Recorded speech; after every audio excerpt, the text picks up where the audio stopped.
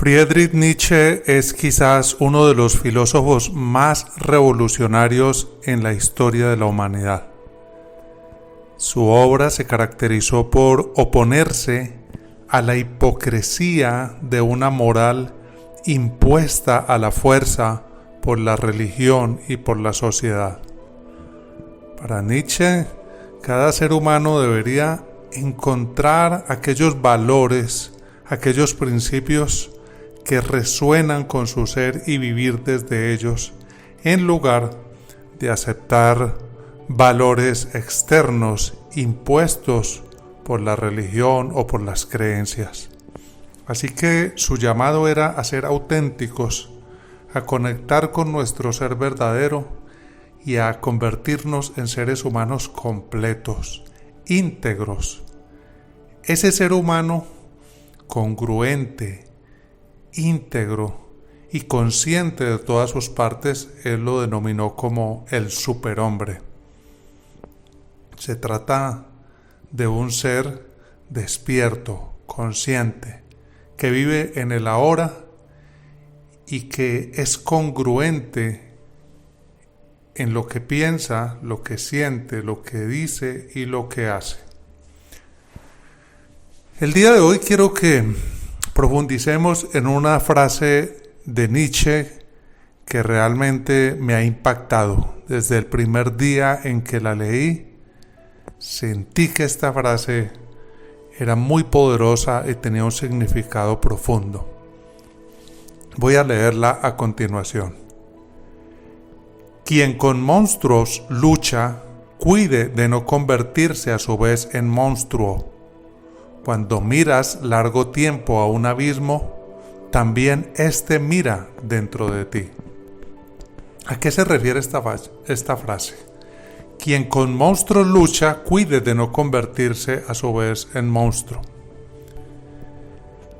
Hay diversos niveles en los cuales podemos interpretarla. Y uno de ellos, a nivel externo del ser humano, a veces las personas inician luchas o guerras para destruir aquello que odian, para destruir la injusticia, lo que ellos consideran la maldad. Y al final, la mayoría de las veces, las personas terminan convirtiéndose en aquello que tanto odiaron. Un ejemplo de ellos sucedió durante la Revolución Francesa, cuando los revolucionarios se enfrentaron a la monarquía. Al final, pues los reyes terminaron siendo decapitados, la reina María Antonieta y su esposo Luis,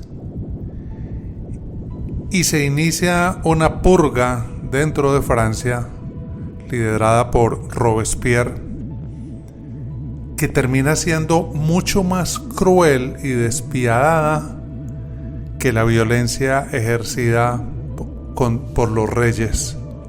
Aquí se cumple perfectamente esa frase. Robespierre luchaba con monstruos y al final se terminó convirtiendo él mismo en un monstruo. Y esto sucede en general con la mayoría de las revoluciones en el mundo. Toda revolución siempre se inicia a partir del odio. Toda revolución violenta, me refiero, porque pueden haber revoluciones conscientes, como la que lideró Gandhi, que era una revolución enmarcada en la no violencia. Pero las revoluciones violentas inician desde el odio, y el odio y el rencor y el deseo de venganza no pueden construir algo mejor nunca.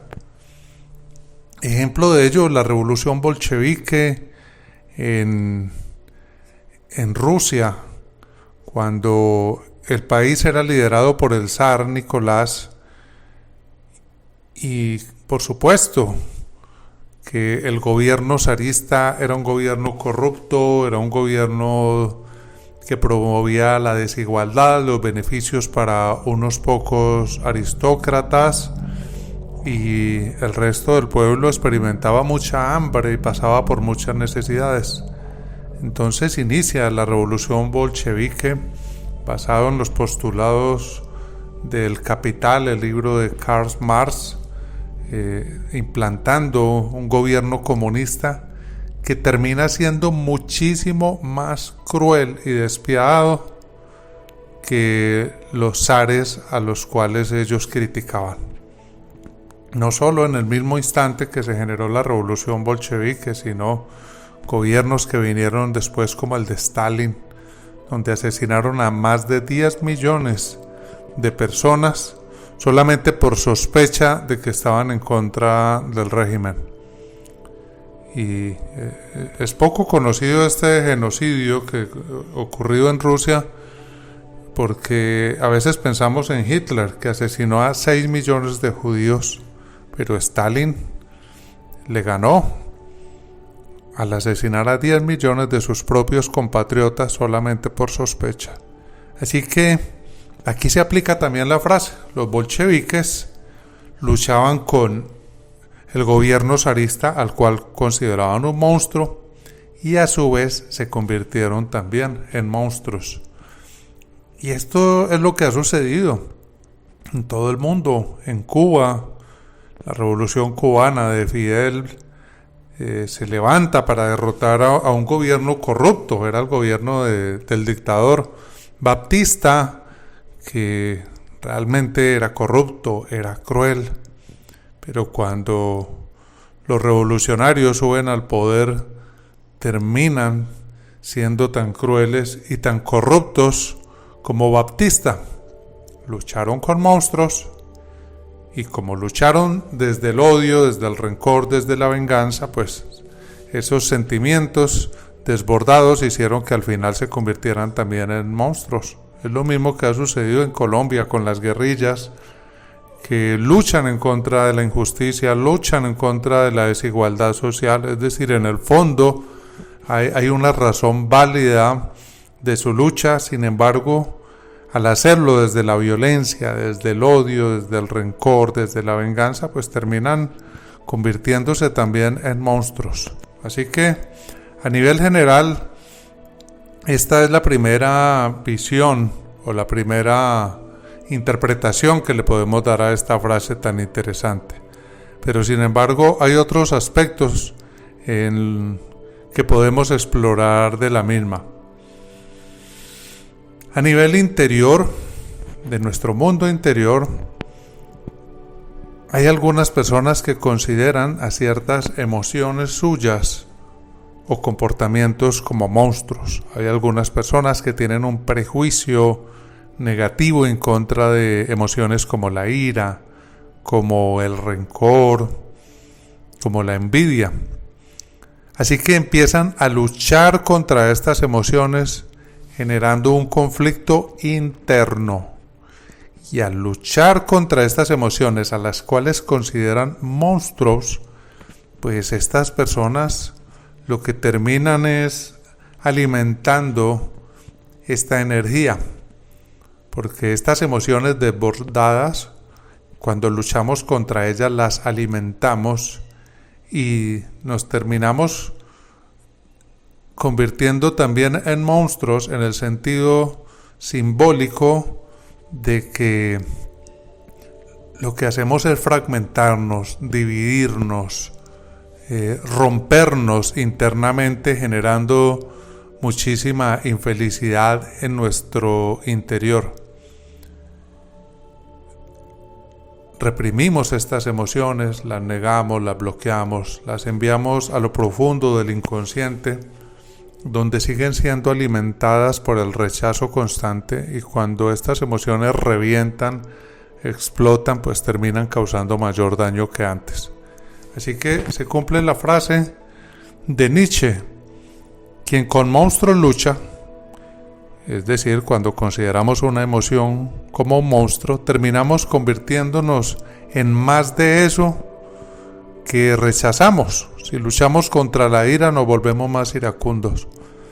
Pero también hay otra frase, otra parte de la frase, está dividida en dos partes, que dice: cuando miras largo tiempo a un abismo, también éste mira dentro de ti. ¿Y qué puede ser? El abismo puede ser todo aquello que observamos de manera inconsciente. El abismo puede representar nuestro mundo inconsciente, y si lo miramos y nos identificamos con él, el abismo mira dentro de nosotros. Es decir, que nos terminamos convirtiendo en ello, nos terminamos volviendo seres mucho más inconscientes. Así que, ¿cuál es la invitación? A nivel interior, observemos nuestras emociones desbordadas, aquellas que se han salido de control, como la ira, la envidia, la lujuria, cuando el deseo sexual, que es perfectamente natural, se ha salido de control. Observémoslas, pero no las miremos como si fueran monstruos, como si fueran demonios. Claro que no. Simplemente son energía en movimiento. Eso es lo que significa la palabra emoción. Observémoslas con ecuanimidad, sin juzgarlas. Aceptemos estas emociones. Seamos plenamente conscientes de ellas sin identificarnos con ellas. He aquí la diferencia.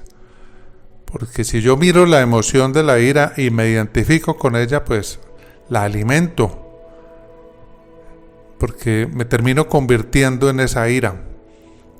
No, aquí yo hablo de un tipo de observación en la cual yo puedo hacerme consciente de mi ira o de un deseo sexual desbordado y saber que yo no soy esa emoción, yo soy el observador, la conciencia que observa sin juzgar y sin ser afectado por la emoción. Cuando observo desde la conciencia, yo integro esas emociones, las integro a mi ser y me convierto en uno, en un ser que es completo, que es total, que no está fragmentado, en ese superhombre del que hablaba Nietzsche. Y a nivel externo, pues podemos transformar la sociedad, pero no desde la lucha, no desde el odio, desde el rencor, desde esa lucha de clases que cala también en ciertos contextos sociales, sino que lo primero es que si yo quiero cambiar algo del mundo allá afuera, de mi gobierno, del sistema político, económico que hay en mi país y que me parece que es injusto, pues debo empezar primero por hacer esos cambios en mí mismo. Decía Gandhi, sé tú el cambio que quieres ver en el mundo.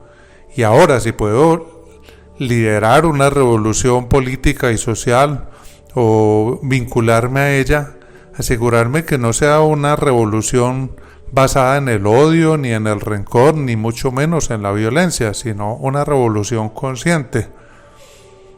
Ejemplos de ella los ha habido, ya hablamos de Gandhi, pero podemos hablar también de Nelson Mandela, quien transformó a Sudáfrica desde una actitud no violenta. Se puede. Claro que el mundo de hoy no está abierto a ello, porque la mayoría de los seres humanos se han ido a los extremos del radicalismo y la gente solamente está viendo como una salida a las crisis políticas o sociales, pues la violencia o la lucha de clases. Pero necesitamos salirnos de esa órbita, de ese inconsciente colectivo, y ver que se pueden lograr cambios de una manera mucho más creativa, sin necesidad de recurrir a la violencia. El ser humano es creativo y en diferentes momentos hemos encontrado maneras creativas de sortear las crisis. Así que de esta manera podemos generar una transformación social, entendiendo que esas personas, esos líderes políticos no son monstruos, sino que son simplemente una representación de nosotros mismos, del inconsciente colectivo. Cada país tiene los gobernantes que representan el inconsciente colectivo de esa nación. Así que primero que todo no los vemos como monstruos a los que hay que destruir, sino como un síntoma de lo que sucede con nosotros como nación. Así que más que destruirlos a ellos, hay que hacernos conscientes de esos esquemas mentales dañinos que hay dentro de nosotros y empezar a transformarlos en nosotros y por lo tanto en la sociedad. Y de esta manera se da una verdadera transformación consciente y no violenta.